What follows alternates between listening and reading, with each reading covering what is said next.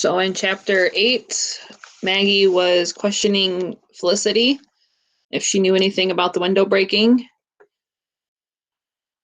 She admitted that the pie that they were eating back from chapter 1, was her fault, that it was messed up, that it tasted like a salty ocean because she mixed up the sugar and the salt. But still don't know anything else about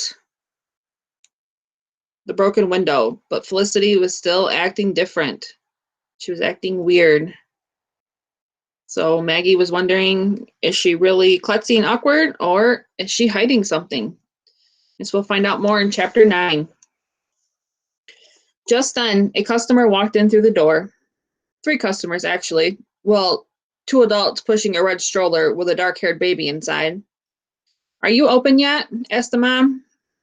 Not yet, said Felicity. Why don't you come back at noon? Hey, wait, Joshua called from behind the counter. We open at 10, and it's already 5 past. Oops, sorry about that, said Felicity. She walked up to the customers and said, please take a menu, and I'll get you some seats. The couple stood there confused. She means, please take a seat, and she'll get you some menus, Joshua explained. Felicity ran her fingers through her loose, dark hair. It was supposed to be up in a ponytail or a bun or a braid, and her paper soda jerk hat was missing too. Isn't that what I said? She asked. Almost, Josh said with a smile. You sure you got this covered? Of course, said Felicity. You keep doing what you're doing, whatever it is over there. Hey, you're Joshua, right? I asked, hopping onto a bar stool.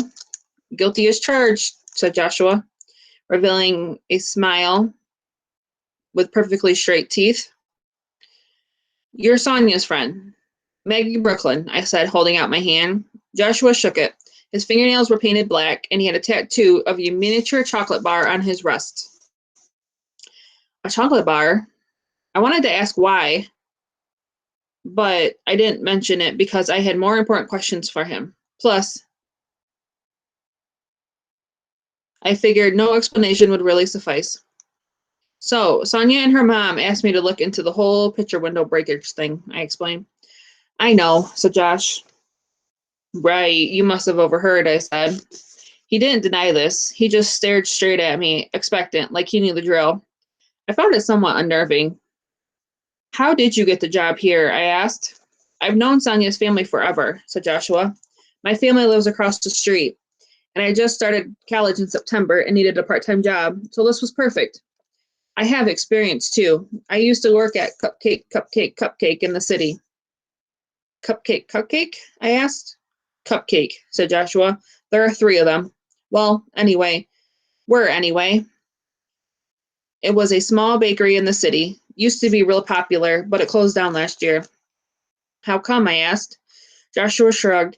I don't know. Cupcakes aren't as popular as they used to be, I guess. That's why Ricky is so smart. This place serves all sorts of desserts, and it's got a theme. Old-fashioned soda fountain. She really put a lot of thought into it. Tons of work, too. It's a shame what's been going on. Any theories as to who might have broken the window? I asked. Nope, said Joshua. I was caught completely off guard. I really don't know who could be behind this sort of thing. Did you notice anything strange at the opening? I asked. Strange? How? He asked. This place was packed, and I was busy cleaning up, pouring water, and selling cupcakes, cookies, and pie. Ugh, don't remind me of the pie, I said, clutching my stomach. Just hearing the word makes me want to gag. Oh, was that you that ended up with a salty bite? I asked Joshua. It sure was, I said. Sorry about that, he said. Oh, don't worry about it. I was about to tell him that Felicity already explained the mix-up, but then something occurred to me. Wait, why are you apologizing? Because it was my fault, said Joshua. Stupid mistake. Everything got so hectic on Saturday, I guess I somehow switched the salt with the sugar. Say what? Say, didn't Felicity just say that she switched the salt and the sugar? So now why is Joshua saying that he switched it? Huh, I said. I didn't realize.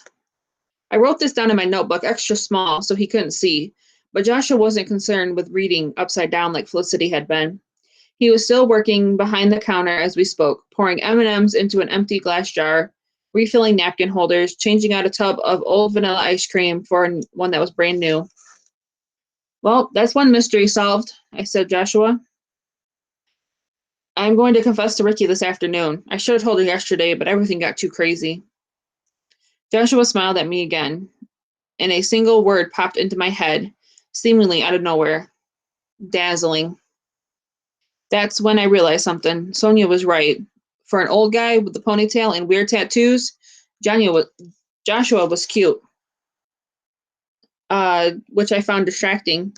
His eyes were green and vibrant and shaped like sideways apostrophes. They crinkled in the corners in the cutest way when he smiled. I wanted to look away when he stared straight at me, but I couldn't. And I am sincerely sorry that I ruined your strawberry rhubarb pie for you. Please, let me make it up to you, he said, a sly grin tugging at his lips. How would you do that? I asked. By giving you this amazing cookie. It's peanut butter chocolate chip, an old family recipe. I used to make them at Cupcake, and it was the best-selling cookie. So the cupcake place sold cookies too? I asked. They did, but no one knew about it. That was their big problem. One of their problems, anyway. I took a bite of cookie, which was still warm from the oven. The entire thing was melty, sweet, salty, and savory. The perfect combination of flavors. You baked this? I asked. Yep, I'm a big baker. I want to open up my own place someday. That's why I'm working here, so I can learn all the tricks of the trade. Joshua laughed and winked at me again. Guys don't wink at me very often, and I'm glad about that because when it does happen, I never know how I'm supposed to react. I mean, think about it. Someone waves, you wave back. Someone says hi, you say hi back. But a wink, you don't wink back. So what do you do? Seriously, what do you do with a wink? At that moment, I smiled and blushed and fumbled, completely flummoxed. Then I slid off the stool and said, thanks, see you later. I left the store quickly and headed over to Prospect Park. I had some thinking to do. And the park is my favorite place to wander around and puzzle things out. I headed in through the 3rd Street entrance and waved to the black stone panthers that flanked the path. They didn't wave back, but do I even need to point that out? I walked counterclockwise towards Grand Army Plaza, where the Sunday farmers market was in full swing. Strolling along among the apple cider donut vendors and kale farmers and pickle makers and a bunch of people stocking up on organic vegetables, I try to make sense of what I've just discovered.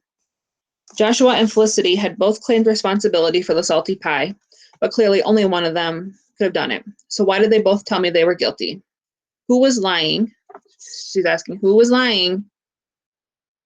And what are they covering up? If I had to guess, and I did, since there wasn't enough evidence to come to any definite conclusions, something told me that Joshua didn't make the mistake.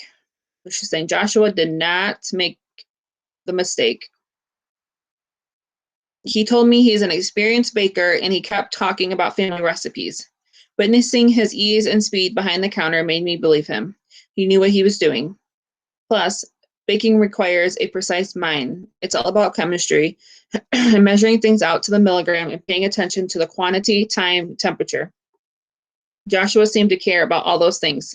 He wanted to open up his own dessert place someday, and he even had a chocolate bar tattooed on his wrist. That's passion. The more I thought about it, the more convinced I was that Joshua didn't make the switch, not accidentally anyway. So why did he say that he did? What reason could he have for lying to my face? I wrote his name down in the notebook. Joshua Marcus. He may not be guilty of mixing up the salt and sugar, but he sure is guilty of something. So in chapter 9, Maggie talked to Joshua, and she's wondering, why is he lying? He did not mix up the salt and sugar. Felicity did. But what else? Is there something else that he's hiding? Guess we'll find out in chapter 10.